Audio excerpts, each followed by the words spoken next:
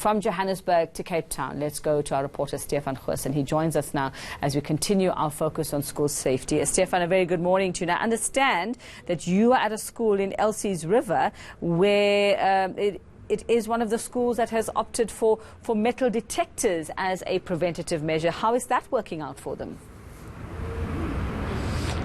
That's 100% correct. St Andrew's Secondary here in Elsie's River, the heart of Elsie's River, is one of many schools in Cape Town where a few years ago the metal detector program was launched.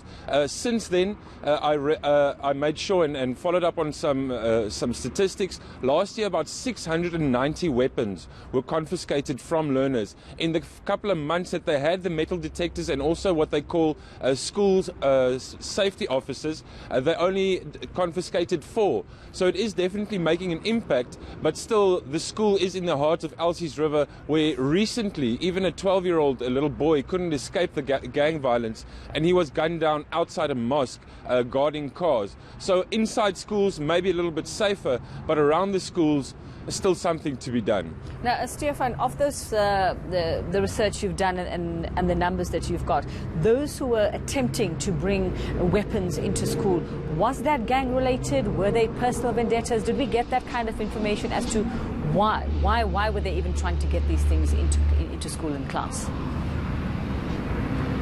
Well, just from the provisional information that I received, it's pretty much a mixture of both. There are obviously scuffles between children.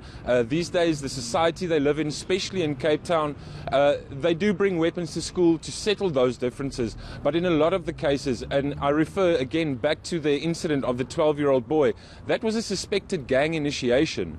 So children are definitely still bringing weapons to school as part of gangs to sort out gang issues with each other. But at this school and other schools where metal detectors are being used, that at least is trying to be taken out of the equation by the Western Cape Education Department. And has this measure proven to be effective then, Stefan? Are they seeing that, I mean, what happens outside the school gates is beyond their control to a certain extent, but are they seeing that there is a drop in violence within the school gates?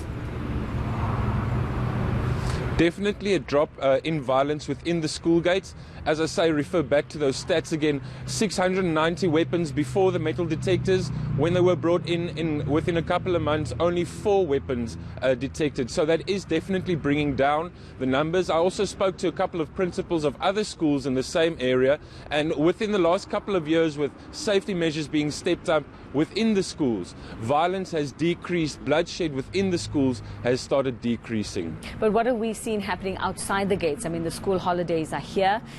These children are not going to be able to be protected now as they are within the school gates. And like you say, this is a notorious area for gang activity. So just give us an idea of what dangers await them outside, even outside the doors of their homes. Well, that is exactly the thing. Yesterday we saw a report on gang violence in the Cape Flats. 2,000 people, just over 2,000 people being murdered in gang-related incidents since the beginning of the year. Now that equates to 12 or 13 people a day. And this is keeping children inside their homes, keeping them fearful of just going outside their own doors. But now what the Western Cape Education Department has done is, with their Safe Schools program, what they're doing is they're trying to still utilize the schools during the holidays, remove the children from the streets, keep them at the school where it's a bit safer, running programs with them, going on outings with them, and hopefully that'll just remove them from the streets, out of danger as well. But again, the community, the Community Policing Forum and parents, according to the Western Cape Education Department, have a really big role to play in keeping those children safe as well.